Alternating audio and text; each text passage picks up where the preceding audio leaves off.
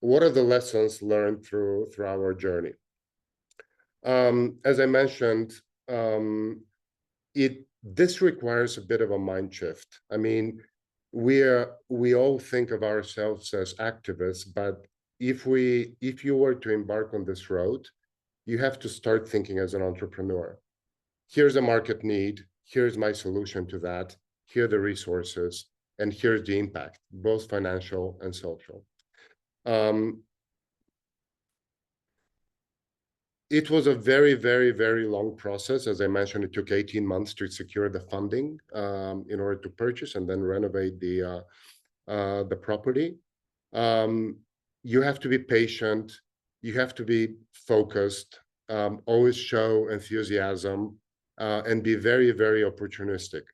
As I mentioned in the case with the bank, with UniCredit, initially when we applied for a loan, their credit department just said, no, it's a new company.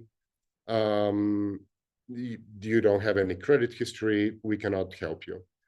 But then I met somebody who really became our champion within the bank. UniCredit had a program and wanted to launch a social project where they were going to finance a company with a social impact loan. What that means is if the foundation, which is the owner of the business, if the foundation meets certain criteria, they reward us financially. That was a very innovative project that we did together, and you know, in the first stages of the first several years of our relationship during COVID, they were extremely helpful and understanding of our needs. The third point is, and I cannot emphasize this more, team. Your team is absolutely critical in this. And if you're running a business, as in our case, a space that has a you know, bar, bistro, club, all of this, you need somebody who understands the hospitality business.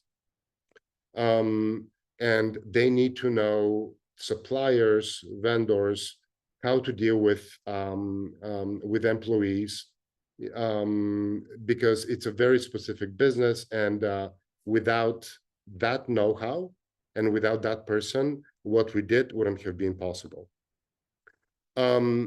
As I mentioned, and I would like to emphasize it again, find your early champions and establish trust with them. I mentioned a few of those earlier on, but when you talk to them, you know, really know your ask, you know, very straightforward, what you're asking from them and why you're asking it, and it has to be specific, and that builds trust over time. Now, maybe this is probably the most challenging part for most of you, to have a robust business and financial plan and really knowing your numbers. Now, here, I understand that not many people have that background, but you can educate yourself, or find somebody from the community, or even not from the community, that can help you with this. The next point is, know your audience. When you're talking to a funder, I mean, they're very diverse.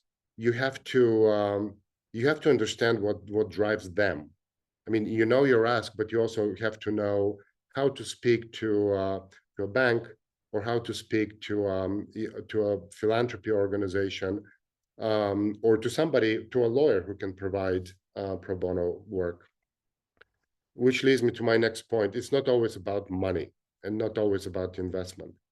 It takes a lot of time to build trust, but in our case, and I'll just give you two examples. From day one, after we purchased the property, it's in downtown Sofia, and we knew that we had to work on trust and relationships with our neighbors. If one of them files a complaint, police comes their issues. We also worked, to establish a good working relationship with the police. Over the years, we've had quite a few provocations in our space, and they've been actually critical, both neighbors and police to ensure that we continue to operate properly. We installed very robust security. We have cameras, panic button, really, really tough, windows. So if physical provocations occur, we are really prepared. And as I mentioned before, pro bono work, and not only people from the community. If you motivate them, if they really believe in your dream of what you're trying to do, then it becomes our project, not my project, not the project of my organization.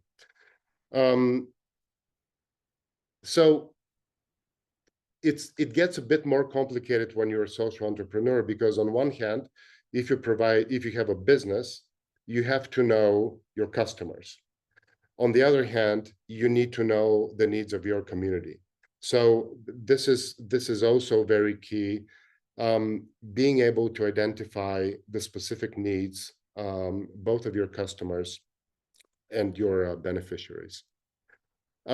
Something which I found out over the years, and it's been extremely helpful and rewarding, actually.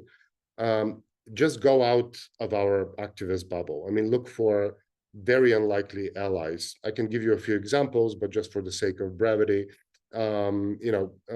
this works. Find unlikely allies that will get to believe in your cause. Community is very key. We are resilient and strong, and we should be able to support each other.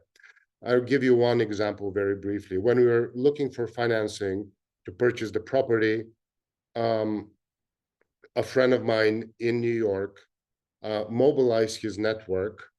They did a fundraiser, and we raised over $50,000 from this.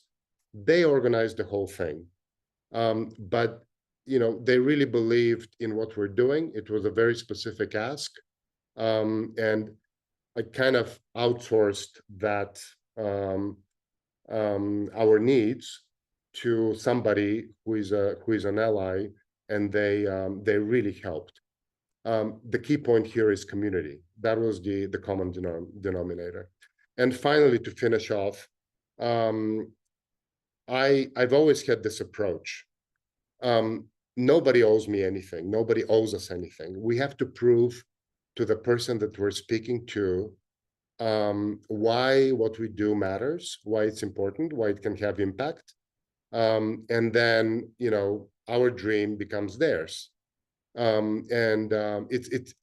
It's been so powerful over the years, that if you have this approach, it really pays off. And that's why we do what we do now.